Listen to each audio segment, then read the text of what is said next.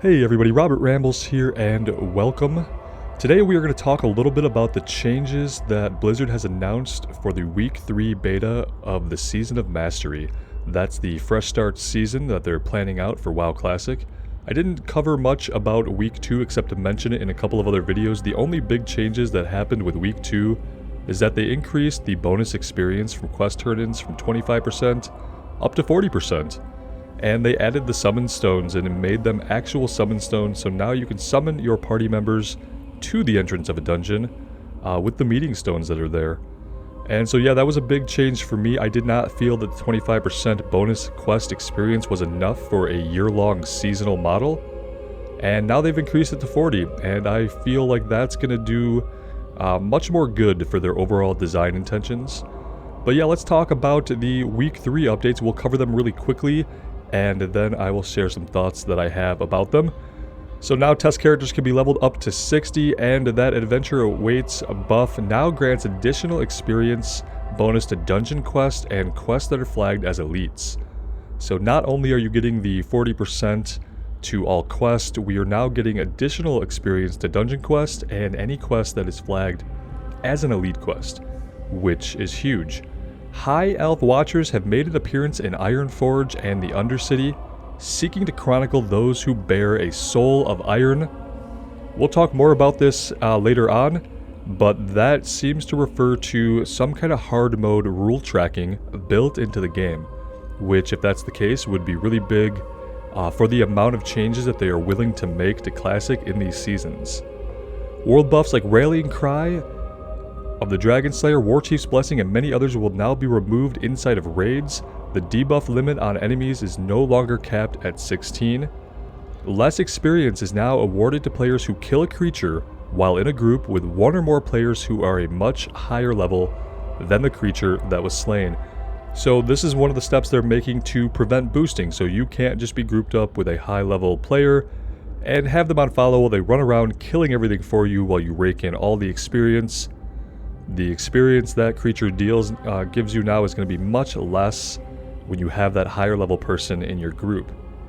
The Looking for Group tool from Burning Crusade Classic is now present in the Season of Mastery. This is really big for me as well. It's going to enable people to more quickly find and complete dungeon runs.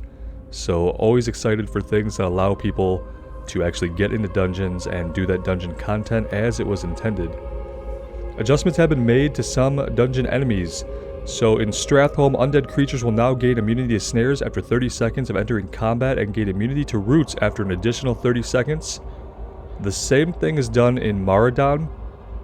I'm assuming they're doing this so that a mage or somebody can't run in, pull everybody, ice freeze them down, slow them down, and just kind of kite things until it dies. It seems to be preventing a single player from running in, pulling a ton of enemies, and then just kind of kiting them around while they're slowed. And they've made some changes also to Onyxia's Lair and Molten Core. To the raids, all creatures have had their health increased, and several mechanics that were removed from early versions of the original World of Warcraft have been restored to certain bosses in both raids. They don't specify exactly who or exactly what, and then we have a developer's note here at the bottom. The adjustments to the group experience in Stratholme and Maraudon are the first round of changes meant to curtail boosting or power leveling of low-level characters in the Season of Mastery. These changes should be largely invisible to groups who complete this content at an appropriate level with an appropriate group composition, while making many methods of kiting, gathering, and killing large groups of enemies much more precarious and inefficient. Please note that in Stratholme and Maraudon, the auras that grant immunity to slows and roots can also be reset if a creature is afflicted by a hard CC like Polymorph or Shackle Undead. So yeah, to me, this is a lot of great changes aimed specifically at doing away with boosting and restoring leveling and dungeon gameplay to more along the lines of their original design intentions. I really love that they're taking all these actual steps to stem the tide of boosting, and specifically mage boosting to level up characters. It's pretty obvious that they're not thrilled with the concept of people just putting a higher level character on follow and raking in all those levels, usually after paying some kind of gold cost, which could translate to real money cost depending on how they're getting that gold to begin with. And yeah, now we're actually getting game changes to steer people away from that undesired behavior and towards the more intended gameplay. I also think that we could safely say that they want players to do dungeons and do them with a proper group. So with the previous changes of making the meeting stones functional summoning stones, and now they've added the boosted experience gains from the dungeon quest, they've put in the looking for group tool, it's really obvious that they want players to experience the leveling dungeons how they were meant to be experienced. And again here, it's great to see that they're willing to make changes to the game to make that happen, or at least to make it more likely to happen. I'm really excited to have the summoning stones and to have that base looking for group tool. I really do love running dungeons in Classic, and without those tools, and in an environment where mage boosting had kind of become the normal behavior, doing proper dungeons in Classic had become not really impossible, but highly unlikely. It had become really hard to think that you were going to put together a proper group of at-level and like-minded adventurers to do just that. More likely than not, looking for group was just full of people spamming for boost, both buying and selling. The other big thing here to unpack is the High Elf Watchers in Ironforge and Undercity, who are going to chronicle the journey of those with a soul of iron. Without any more information about it, I feel like we can kind of assume it's something like a built-in tracker for Ironman rules. If you're not familiar with the Ironman challenge, it's traditionally been something tracked through add-ons and third-party websites, and it's a list of gameplay rules that are designed to make for a more challenging experience. We're talking about rules like permadeath, and being limited to equipping white or common gear. And yeah, I really appreciate that.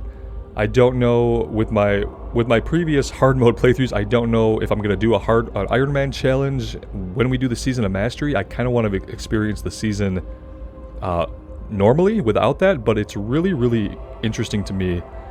And the fact that they're willing to introduce entire new systems like this to the game gives me the hope that we'll continue to see big changes and new things, both in the coming weeks of testing in the Season of Mastery and in future seasons to come. I do have to admit that when they first unveiled the concept of the Season of Mastery, I wasn't very excited for it, but with each week that goes by and the way they've implemented more and more changes, a small flame of excitement is beginning to grow, and I'm becoming hopeful for a future of Classic WoW that's engaging, or maybe more engaging than the game felt back in 2004. I really hope that one day we can go on brand new adventures in the world of WoW Classic, and that the Season of Mastery is just the first step towards peeling away all the limitations they seem to have that are holding them back from making new and exciting content in a world that we all love. That being said, my worries about this, the biggest thing I worry about the Season of Mastery is how much engagement it's going to get. I'm really worried that they're going to kind of try to drop this the day or the week that Final Fantasy Endwalker comes out. And if they do that, I feel like it is going to crush their numbers. I really hope they don't do that, but Blizzard has a long-standing tradition of trying to time all their releases around the releases of other games' content. They say they don't do it on purpose, but looking at their track record, it's really hard to believe that, and it's harder to believe that they would even say that it wasn't their intention when so often it so obviously is their intention to compete with those other releases. But yeah, we'll have to wait and see. I hope they don't do that. Then again, we are in week 3 of a beta. I believe the week of the 12th is Endwalker, and maybe the week before that is early access. So yeah, thinking about this coming out in the first or second week of November seems to be right where we might expect it. I don't know, because they can't really release it before that, and you don't really want to release too long after that either, unless you're going to wait for that initial group of people who are going back into Final Fantasy to get through all the core content, which could be like a month and a half. But yeah, we'll see what they do. I am getting more excited about it though. I want to know what you guys think about these changes in the Season of Mastery, and what else would you like to see implemented in a fresh start season of WoW, either now or in the future.